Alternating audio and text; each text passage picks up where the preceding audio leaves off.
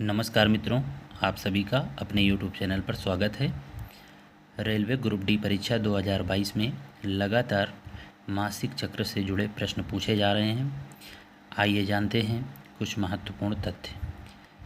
मासिक चक्र, menstrual cycle.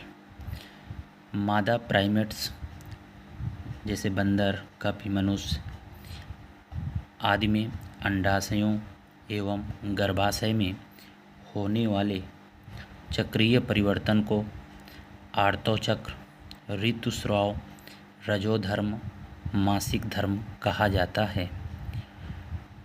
यौनारंभ यानी लगभग 13 वर्ष पर प्रथम ऋतुस्राव होता है, जिसे रजोदर्शन कहा जाता है।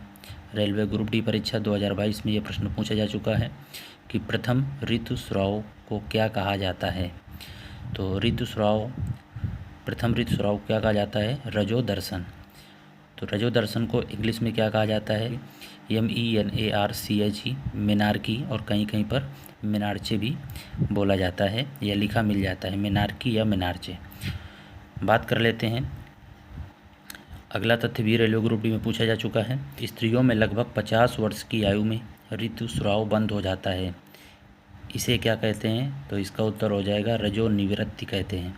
रजोनिवृत्ति कहते हैं। इंग्लिश में इसे कहेंगे मेनोपॉज, MENOPAUSE, मेनोपॉज कहते हैं।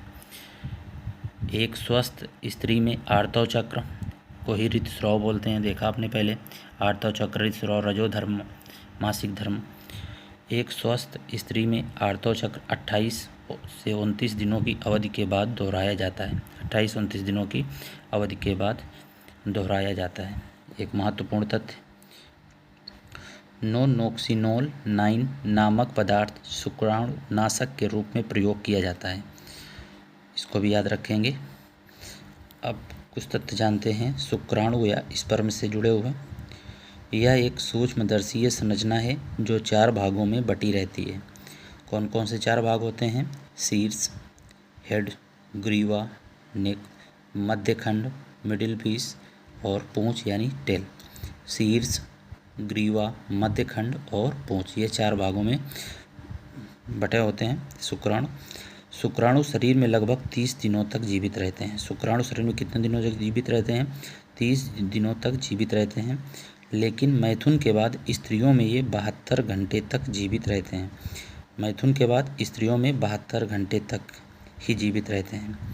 शुक्राणु के अग्रभाग को एक्रोसोम कहते हैं। शुक्राणु के अग्रभाग को क्या होता है, क्या कहते हैं? एक्रोसोम कहते हैं। एक्रोसोम कहते हैं। यदि शुक्राणु से एक्रोसोम हटा दिया जाए तो यह अंडाणु को भेदने में असमर्थ हो जाएगा। धन्यवाद।